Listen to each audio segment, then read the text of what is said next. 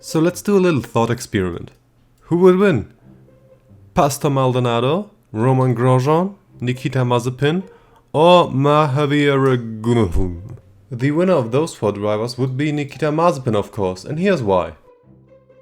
To keep this experiment mostly fair, we have to exclude Mahaveer like he was excluded from F1. At least for now. Obviously, he would win in every way possible, but especially in discovering the most efficient racing line. Raghunathan had passed several drivers, but there was a reason for that. Instead, let's add Nicholas Latifi. To rank these 4 icons of motorsport, I had to think of something that makes comparing them possible, even if they didn't race each other in the same season. So I created a few categories, one of which is most DNFs. Let's start with Mazepin. To make things a bit simpler, let's disregard the question of who's at fault for the crash and so on. All people involved will be counted for bonus points. Non-retirement crashes will be ignored due to my personal budget restraints. Anyway, let's begin. Mazepin only had 1 season, so we have to roll with that. Out of 21 starts, he retired 5 times. Bahrain, where he decided to end his race faster than a Mercedes pit stop. Hungary, where he wanted to shake wheels with the famous Iceman. Netherlands, where his car decided racing time is over. Italy, where the car decided Netherlands was a fun experience. And Jeddah, where the Russian rear-ended the young Brit amidst chaos. That brings our total to 6 DNF points, which doesn't sound too bad if you ask me. We will ignore the number of spins, 24 I counted, and move on to our next driver. Nicholas Latifi. His worst, or best season was also the 2021 season, which had a 2% higher retirement rate than his average. Latifi earned DNF points in Bahrain, because his turbo said goodbye, in Imola, where Mazepin sent him to the Shadow Realm, in Russia, where he decided to Beyblade into a wall, in Qatar, where he tried to make his best Lewis Hamilton impression from the 2020 British Grand Prix, and in Abu Dhabi, where this happened. I'm not actually sure how to count this one. Technically, it should count as 1. Champion. By the way, quick shout out to the Jeddah 2022 Grand Prix, where he did it again. So, in the end, we have a total of 6 DNF points. Now, if we compare that to Mazepin, Mazepin should still win. Why? Because Latifi had 1 more race start in 2021, so his retirement rate in 2021 was 22.7% instead of Mazepin's 23.8%. Win for Mazepin. But now we have to move on to the heavy hitters, starting with Romain Grosjean. Oh yeah, and if you liked the video, please subscribe and share it, so I can do more of them. His overall retirement rate was 27.9%, but in 2012 he stepped it up a bit.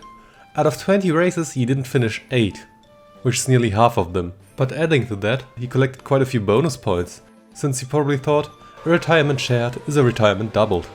Anyway, let's move on to the incidents. In Australia he was cleanly assassinated by Maldonado. I mean, look at that, Pastor is simply a professional. In Malaysia he beached it into the gravel pit. In Monaco he introduced Michael to the barriers, but surprisingly no one stopped because of him.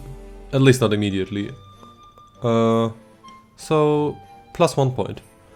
In Valencia his alternator stopped alternating, not much to say here, plus 1 point. But now we get to Belgium 2012.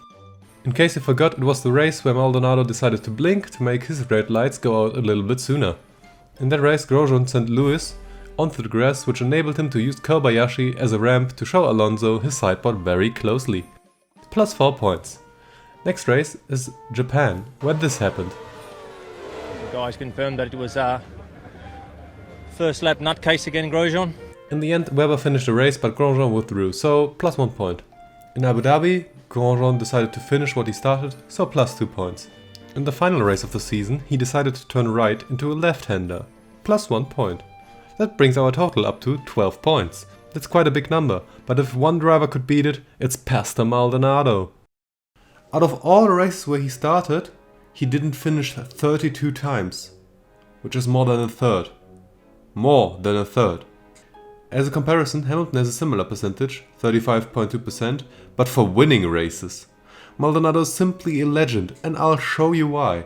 In the 2015 season, Maldonado managed to step up his game even more and didn't finish a whopping 47.4% of the races, which is nearly half. But to be fair to Maldonado, in this season some of the crashes aren't even his fault. But let's take a look. In the second corner of the season in Australia, NASA decided to put Maldonado into a wall, which only a few years later becomes the property of Bottas, who claimed it all by himself. In Malaysia and China, his brakes ended up being as efficient in slowing the car down as a piece of toast. Plus 2 points. In the Spanish Grand Prix, which he won in 2012, a third of his rear wing was eliminated. 1 point. For Monaco, his brakes did their magic trick of disappearing again. Plus 1 point. Now, in the British Grand Prix, he managed something special. Not only did Maldonado destroy his own teammate, but in the same move he wiped both McLarens off the track. Plus 4 points. In Belgium, this happened. And in Italy... Wait. I think I know someone who has the right words for it. Let me get him. And for Maldonado's final race, NASA decided to finish off what he has started at the beginning of the season and eliminate him into turn 1. This brings Maldonado's total to 13 points, which means he clearly won this category for himself. Anyway, moving on, here are the current standings. Maldonado's number 1, Grosjean number 2, Mazepin number 3 and Latifi is currently last, like nearly everywhere. Now let's get to the second category I thought of, to rank these 4 drivers. You know what they say, the best way to prove yourself as an F1 driver is to beat the teammate, since he has the same car. So let's take a look at the teammate battles that have taken place. I want to start with Latifi because he is currently last. So let's get into it. A teammate is counted as beaten if both racers finished the race and the driver in question finished ahead of the other driver. As we all know, Latifi beat Russell in more than one race. For example in the Russian Grand Prix 2020 or the Grand Prix in the Netherlands 2021. Fact. On his best day, Latifi is faster than Russell. No disputing that. But Russell is currently beating Hamilton. Which means Latifi would also beat Hamilton. Because Latifi beat Russell. So Latifi would beat Hamilton and earn his 7 Drivers' Champion titles. But we can't stop here. Lewis beat Nico Rosberg, Jenson Button and Fernando Alonso, adding 4 titles for Latifi. Nico Rosberg beat Schumacher, but more on that later. Alonso beat Raikkonen and Jacques Villeneuve. Kimi Raikkonen beat Sebastian Vettel, adding 4 more titles. So we're at 17 now. Not bad, but continuing, Jacques Villeneuve beat Damon Hill beat Alan Prost and Nigel Mansell, Alan Prost meanwhile beat Lauda and Ayrton Senna. We should be at 29 titles now. I think. Anyway, Ayrton Senna beat Mika Häkkinen and Mika Häkkinen is still on his sabbatical. And didn't beat anyone new, so... Nigel Mansell beat Keke Rosberg and Nelson Piquet. Keke Rosberg raced against Fittipaldi but didn't beat him. So... here's one end. Nelson Piquet beat Schumacher, just like Nico Rosberg, which enables us to wrap all this up nicely. And we count a combined 42 titles for Latifi. Next up is Mazepin. This guy managed to beat Schumacher in a race in his very first season in F1. Very impressive. Right, so to start this whole chain of dominoes again, let's look at Schumacher, who beat Rosberg, who beat Hamilton, and from here on out the dominoes repeat just like they did for Latifi. So we have 42 titles for Mazepin in the end. Neat. Let's get to Grosjean. He beat Kimi Raikkonen in the same car in a race, and Kimi Raikkonen beat Alonso in the same car in a race. Which means the whole chain repeats again, because Alonso beat Hamilton, and from Hamilton we get all the spiral down again. So again, 42 titles for Grosjean. And last but not least, Maldonado. He didn't beat anyone to start off this chain of drivers. Wait. Oh no. Maldonado beat Grosjean when they were Lotus. So this whole category was irrelevant. Huh.